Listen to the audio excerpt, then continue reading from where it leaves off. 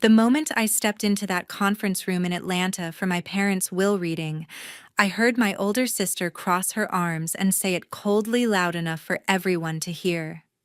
"You don't need to be here. You won't receive anything." Her husband leaned back in his chair with a smirk and added, "Did you come just to watch us win?" Their words hung in the air while I stood there in my simple jeans and boots, feeling every pair of eyes turned toward me like I was some uninvited guest who had wandered into the wrong place. They looked at me as if I was an outsider, someone who had no business being part of this moment, and in their minds, I probably was. My name is Taylor Brooks. I grew up in a small town in Georgia, where life revolved around hard work and quiet ambitions, but I left all that behind years ago to build something of my own from nothing. Nobody in that room knew the full story of what I had created since then, and they clearly assumed I was still the same person who walked away, with just one suitcase and big dreams. They underestimated me completely, just like they always had. What they didn't realize was that by the end of this meeting, the entire will was going to become invalid because of what I was about to reveal. Their confidence was built on lies they thought no one would ever uncover, but I had the proof, and I was ready to use it. Before we get into what happened next, if you're enjoying this story already, please hit that subscribe button and turn on notifications so you don't miss the rest. Drop a like and tell me in the comments where you're watching from and what time it is there. I read every single one, and it means a lot to me. Thank you for being here. Growing up in that small Georgia town shaped everything about my early life. My parents poured every ounce of energy into creating a local real estate business that started with nothing more than a few scattered lots and clients who often changed their minds midway through a deal. They spent countless hours driving back roads to evaluate properties, negotiating prices over coffee in diners, and following up with buyers who needed extra reassurance before committing to a purchase. My father took charge of expanding beyond our county, which meant he frequently traveled for days or weeks to attend auctions in neighboring states or meet developers interested in larger parcels. Those absences became routine as he chased leads that could bring in commissions big enough to cover mounting expenses back home. He returned with stories of promising sites and new contacts, always optimistic that the next trip would finally push the company past survival mode into real growth. My mother managed the day-to-day operations from a modest office downtown, handling listings, scheduling viewings, and dealing with paperwork that piled up whenever a sale closed. She developed a reputation for honesty that kept referrals coming in steadily, even when market slowdowns made transactions rare.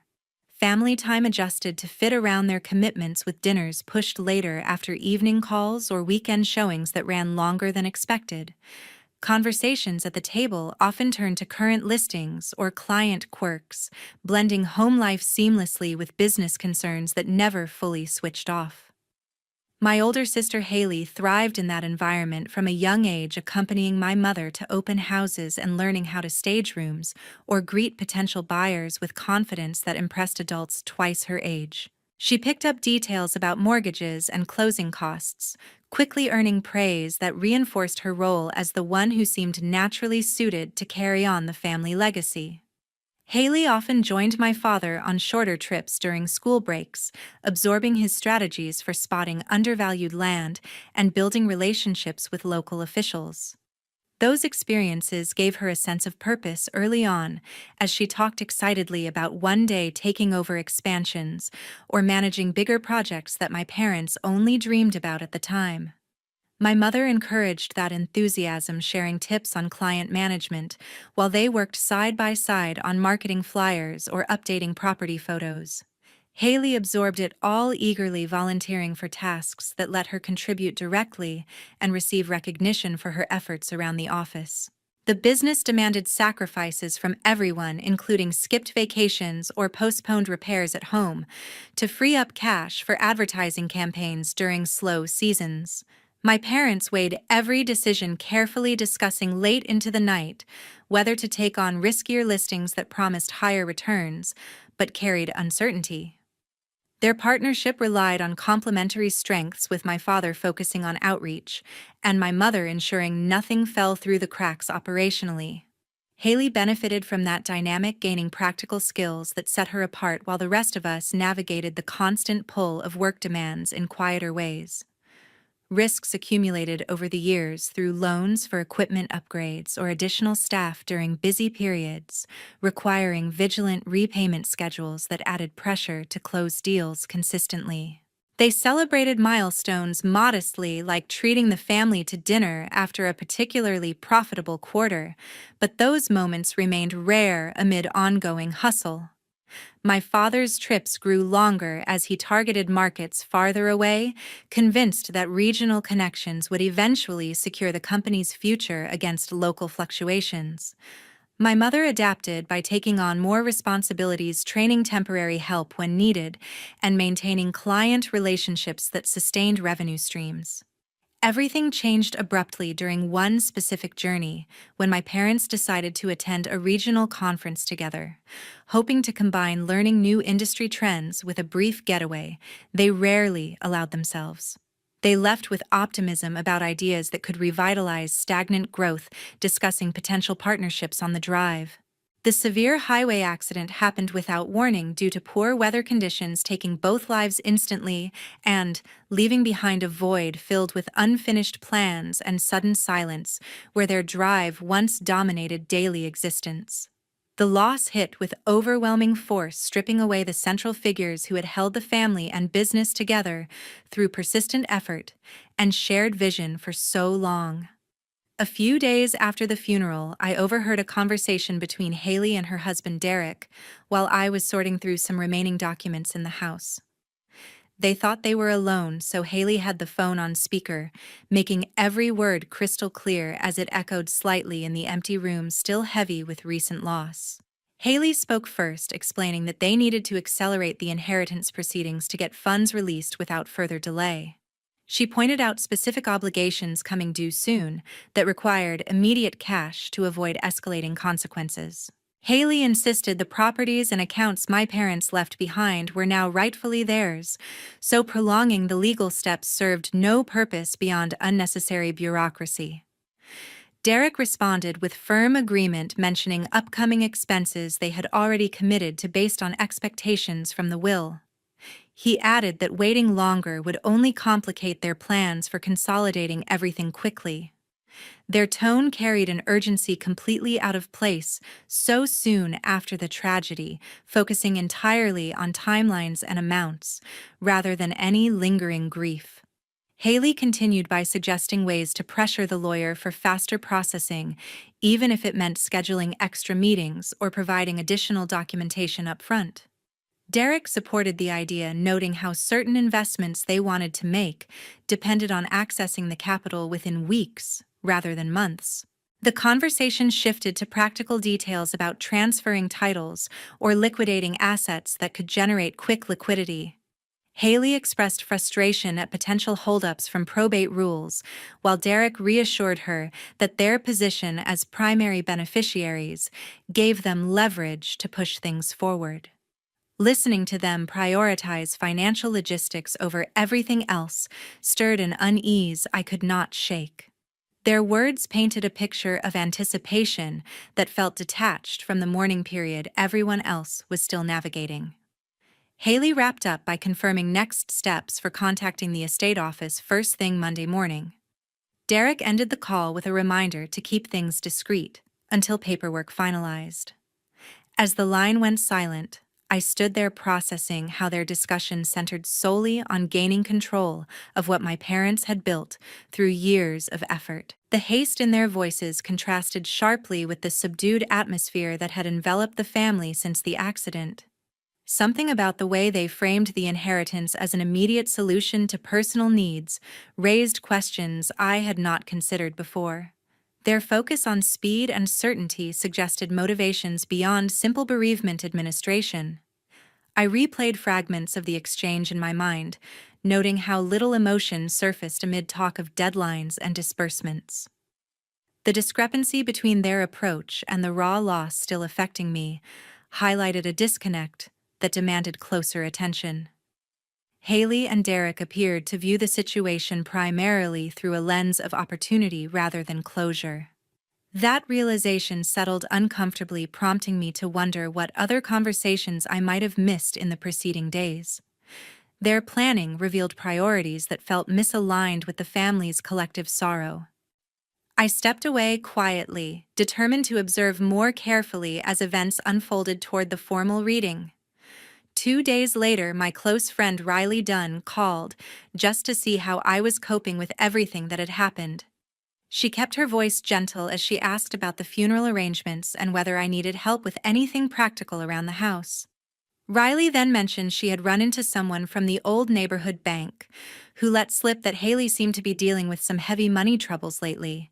According to the rumor, Haley had been calling around asking for extensions on loans or trying to restructure payments that were falling behind schedule. Riley did not push for details because she knew the timing was sensitive, but hearing that made me pause and think about recent behavior I had noticed without connecting the dots. The call ended with Riley offering to come over anytime if I wanted company, which felt comforting in the moment. That conversation lingered in my mind enough to make me decide on taking a closer look at things myself, instead of dismissing it as small-town talk. I sat down at my computer and pulled up the county website where public property records are available for anyone to search. Typing in the addresses my parents owned brought up recent activity that caught my attention right away. Several forms showed Haley's signature on updates filed just days before the accident, and a few more shortly afterward. Those documents changed how certain parcels were titled, moving them into a trust she controlled without mentioning anything to me at the time. One entry in particular involved a piece of land my parents bought years ago along a growing corridor everyone knew had potential for future sales.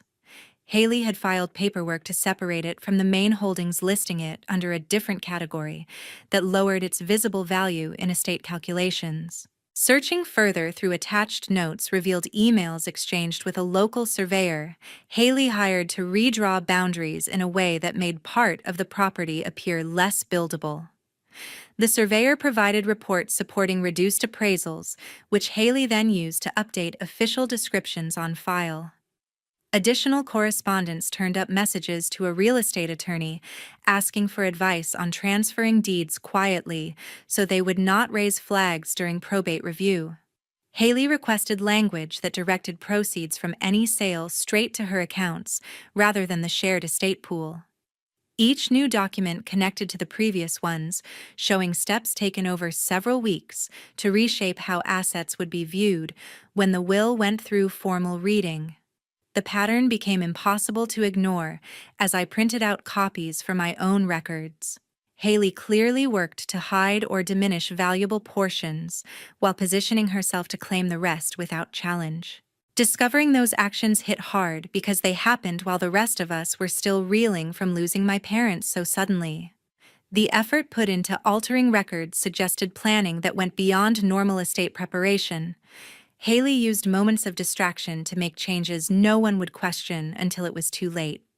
Seeing the timestamps lined up with dates I remembered from hospital visits or funeral planning made the betrayal feel even more personal. All the evidence pointed to a deliberate attempt to control the inheritance outcome from the very beginning. 3 days before the official meeting, Haley pulled me aside in the parking lot outside the lawyer's office after a preliminary visit. She wasted no time getting to the point, telling me straight out that I should not get my hopes up about receiving anything meaningful from the estate.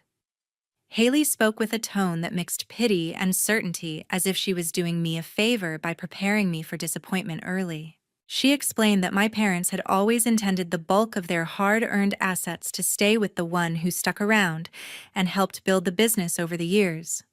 Derek stood right beside her, nodding along while adding his own comments about how I had chosen to leave town long ago and build a life far away from family responsibilities.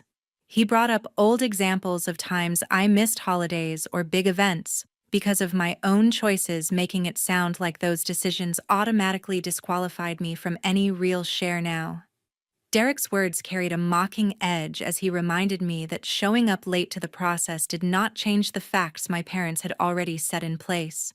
The conversation felt calculated, with both of them taking turns reinforcing the idea that my absence over the years meant I forfeited any claim to what they viewed as their rightful inheritance. Haley went on to say that coming to the reading would only make things awkward for everyone if I expected something different from reality. She suggested it might be better if I kept my distance to avoid unnecessary tension during an already difficult time for the family. Derek chimed in again, pointing out how my independent path had worked out well for me anyway, so relying on estate proceeds hardly seemed necessary in my situation. Their combined message came across clearly as a warning to lower expectations and accept a minor role at best. I listened without interrupting much, at first taking in how confidently they presented their version of events. When the moment felt right, I asked Haley directly about the recent documents I had seen with her signature on property updates involving my parents' holdings. The question caught her off guard for a split second before she brushed it off as routine administrative tasks anyone could have handled during the chaos following the accident. Derek quickly jumped in to support her, claiming those signatures were only to keep things organized while waiting for official probate to start. Both of them shifted uncomfortably and changed the subject almost immediately, asking instead about my travel plans back home after the meeting wrapped up. Their evasion became obvious in the way they avoided eye contact and rushed to end the discussion with vague reassurances about everything being fair in the end. Haley even smiled tightly while saying we could talk more later if needed, though her body language suggested the opposite. Derek wrapped things up by checking his watch and mentioning another appointment they could not miss. Watching them walk away together left me with a stronger resolve than before. I stayed calm on the surface throughout the exchange, responding only with short acknowledgments to keep the conversation flowing naturally. Inside, their dismissive attitude and quick deflection confirmed the suspicions that had been building from everything I uncovered earlier. The way they teamed up to downplay my involvement while protecting their position made the upcoming reading feel even more critical. I drove away from that parking lot knowing without doubt that bringing the evidence forward publicly was the only way to address what they were trying to control behind the scenes. Their attempt to manage my expectations just strengthened my determination to let the facts speak for themselves when the time came. The evening before the will reading, I met my general manager Mason at his downtown office to review all the evidence I had collected up to that point. We laid out the printed pages and digital files on a conference table, starting with the most basic records to build a solid foundation for what would come next. Mason examined the signatures closely, comparing them against known samples from my parents' past business contracts to highlight inconsistencies in the loop formations and ink pressure. He noted how certain dates on the documents aligned suspiciously with times when Haley had sole access to the family safe or computer systems. Mason then verified the legal standing of each piece, pointing out that official stamps from county clerks added undeniable credibility for any formal presentation. He recommended compiling affidavits from witnesses who could confirm the timeline of events leading up to the changes. I organized the materials into sequential folders, labeling each with key dates to make navigation straightforward during the meeting. Mason assisted by cross-referencing public database entries with private emails I obtained through proper channels, ensuring no gaps existed in the chain of proof. His expertise from handling similar corporate disputes helped identify potential counter-arguments Haley might raise. We discussed strategies for presenting without overwhelming the lawyer, focusing on clarity over volume. Mason suggested practicing a brief summary to keep the explanation concise, yet comprehensive. Recalling my father's advice about maintaining fairness in all dealings resurfaced vividly as we sorted through the stack. He always emphasized that true security came from integrity rather than shortcuts, especially within close relationships. Those principles guided my parents through tough times in their business, and seeing them disregarded now fueled a deeper commitment to set things right. Mason shared a brief anecdote from his own career about a case where timely evidence turned the tide, offering reassurance without overstepping into personal territory. His calm demeanor provided steady support as emotions welled up from reviewing the manipulations in detail. We wrapped up by securing backups on encrypted drives in case originals needed protection during transit. The complete set now formed a compelling narrative that left little room for denial. Mason concluded our session with confirmation that the package met standards for admissibility in estate proceedings. Walking out into the night air brought a sense of readiness I had not felt earlier in the week. Protecting my parents' true wishes stood as the priority above any lingering family ties strained by recent discoveries. Mason's involvement solidified that path forward, without doubt. The morning of the official will reading, the conference room in Atlanta filled with a tension that made every chair scrape, and every cough seem louder than usual. Everyone had arrived early, settling into seats around the long table while waiting for the process to begin. Raymond Holt, the estate lawyer handling my parents' affairs, opened his folder and started reading the main distribution section in a steady voice. He detailed how the majority of properties, accounts, and business interests would pass to Haley and Derek as primary beneficiaries. Haley sat straight with a small smile playing on her lips, while Derek leaned back, looking relaxed, as if the outcome was already settled in their favor. The words described allocations that matched exactly what they had been expecting based on their recent confidence. Raymond continued through clauses about personal items and smaller bequests, maintaining a neutral tone that kept the room quiet except for occasional page turns. When he paused to adjust his glasses, I stood up calmly and asked if we could pause the reading briefly for information that directly affected the document's validity. Raymond nodded agreement after a moment of consideration, inviting me to proceed with whatever I needed to share. I placed the organized folders on the table and began presenting the evidence one piece at a time, starting with copies of signatures that did not match my parents' known handwriting patterns. I explained how experts had confirmed discrepancies in pressure and formation across multiple forms Haley submitted. Next came records showing property descriptions altered to reduce reported values, complete with before and after comparisons from county filings. I pointed out emails and messages where Haley coordinated with outsiders to support those lower appraisals for estate purposes. The room grew quieter as each document appeared on the projector screen Mason had set up earlier at my request. Haley shifted in her seat, her earlier smile fading into a tight line while she avoided looking directly at the displays. Derek gripped the armrest harder, his relaxed posture giving way to rigid attention. I continued with timestamps, proving changes occurred during periods when Haley had exclusive access to relevant accounts and files. The pattern emerged clearly through connected transactions designed to redirect significant assets away from fair division. Raymond listened carefully, occasionally asking for clarification on specific dates or sources to ensure accuracy. When I finished laying out the full sequence, he reviewed the special clause my parents included as protection against exactly this kind of interference.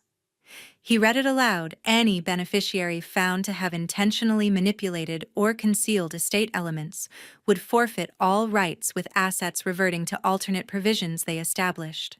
The clause activated immediately upon verified evidence, which the materials provided without question. Raymond declared Haley and Derek disqualified from inheritance, directing everything to the contingency plan my parents set for situations involving proven bad faith. Haley's face drained of color as the words sank in her hands, trembling slightly on the table while she stared at the lawyer in disbelief. She managed to whisper, "This can't be happening," before her voice cracked completely. Derek turned red, slamming his palm down once and muttering, "You're destroying everything we counted on." His eyes darted between me and the documents as if searching for some mistake that would undo the moment. Haley finally spoke louder, saying, "How could you do this to your own sister after all these years?" The question came out shaky, mixed with anger and desperation that filled the silent room. Derek added bitterly, "You waited until now to pull this stunt." Their reactions shifted from shock to raw frustration as the finality settled. Raymond confirmed the alternate distribution would proceed without delay, honoring my parents' clear instructions. The meeting concluded shortly after leaving Haley and Derek to gather their things in stunned quiet, while the rest of us processed the abrupt turn. Their plans collapsed in front of everyone, replaced by consequences my parents foresaw and guarded against long ago. 4 months after that day, Haley filed a lawsuit against me, challenging the will's validity and claiming the evidence was fabricated to exclude her unfairly. The case moved quickly through hearings because the documents stood up to every scrutiny from her legal team. Judges reviewed the signatures, timestamps, and correspondence in detail, finding no grounds to overturn the clause my parents included. The court dismissed the challenge entirely, ruling that the manipulation attempts were proven beyond doubt. Haley ended up responsible for all her attorney fees, which added up significantly over the months of preparation and appearances. Derek walked away shortly after the ruling, unable to handle the mounting debts they now faced without the expected inheritance to cover them. Their arguments escalated as financial reality set in, leading to a quiet separation that no one in our old circles talked about openly. Haley struggled with the permanent loss of any claim to what my parents built, facing consequences that extended beyond just money into damaged relationships and reputation. I made the choice to cut off all contact with Haley, completely blocking numbers and avoiding any channels where messages might come through. No more attempts at reconciliation felt possible after the depth of deception revealed in court. The alternate provisions my parents set activated smoothly, transferring assets into directions they specified for situations exactly like this one. Those resources allowed me to expand my company in ways that created more opportunities for employees and partners who shared honest values. I directed portions toward community projects focused on supporting small business startups in areas similar to the Georgia town where everything began. Helping others navigate early challenges mirrored the path my parents took, turning their contingency plan into something positive and lasting. Life settled into a rhythm centered on work that mattered and connections built on trust rather than obligation. Surrounding myself with people who appreciated effort and integrity brought a peace I had not known during years of distant family dynamics. The entire experience reinforced boundaries that protected hard-earned progress from those who prioritized personal gain over fairness. Looking back on this story, the biggest lesson is that family ties do not excuse betrayal or manipulation when it comes to honoring someone's final wishes. Greed can blind people to the long-term damage it causes, not just to relationships, but to their own future stability. Standing up for what is right, even against close relatives, protects the legacy of those who worked honestly their whole lives. It also shows that true success comes from building on integrity, not shortcuts that crumble under scrutiny. In the end, cutting toxic connections frees you to focus on growth and supporting others who value the same principles. Thank you so much for sticking with this story all the way to the end. Your time and attention mean everything to me as I share these experiences.